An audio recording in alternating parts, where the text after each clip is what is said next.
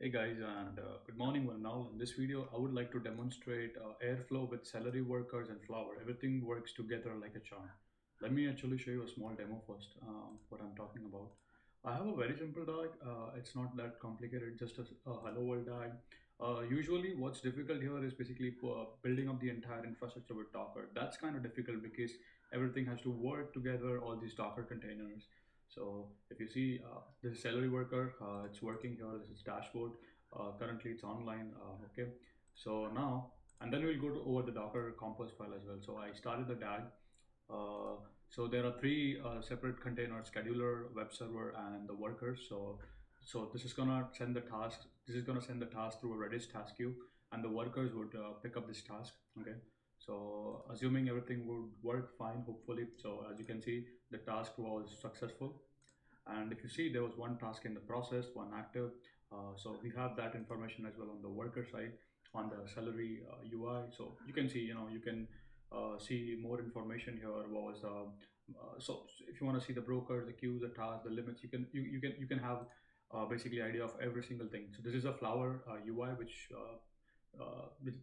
basically tells you about the processes and the workers, are they active or stuff like that. The main thing that I want to show you is the compose file because that's kind of a little complicated. So let's go over the Docker compose file.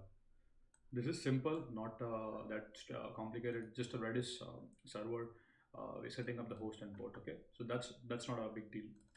PostgreSQL, we're using this as a metadata for Airflow. I'm using a 9.6 version, basically setting all of these environment variable. I'm doing a volume mount so that the data persists. Basically, this is just for logging purposes. We have the web server, as I said that restart always, if and it depends on Postgres and Redis. Did set up all of these environment variable right here. Logging again, and these are the volume mount for DAG and the configuration files. So as you can see, I have a conf file, a DAG file. So basically, I'm just mounting it so you can show it. You can do that. Then we have a port exposing 8080. This is just a command for a health check. Flower UI, again, we are building up the image, restart always.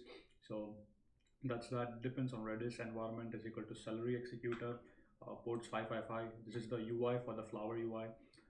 That's the scheduler, which is gonna do all the scheduling. Ideally, everything was on one Docker container, but now we separated into separate services.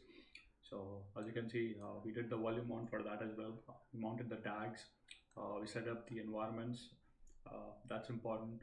One important thing you have to make sure whenever you're doing this infrastructure is you have to set up a fortnet key. So if you see, this key has to go everywhere. So I'll talk about that a bit. Then we have a worker node. Again, same thing, volume mount. I define my fortnet key, executor as Celery. So that's the entire, what do you call that? The Docker compose file. And if we come to the config, I haven't changed anything. It's just the default config, I guess. So if you see fortnet key is equal to fortnet key, but remember whenever you are doing these kind of stuff, you have to pass a fortnet key, which is the same in all the containers, so they can dehash it from the metadata or the task queue, whatever it is, and work on this. What I would do is, guys, I would leave the entire scaffold in the description, so maybe you guys can play and you guys can modify and add more stuff into it.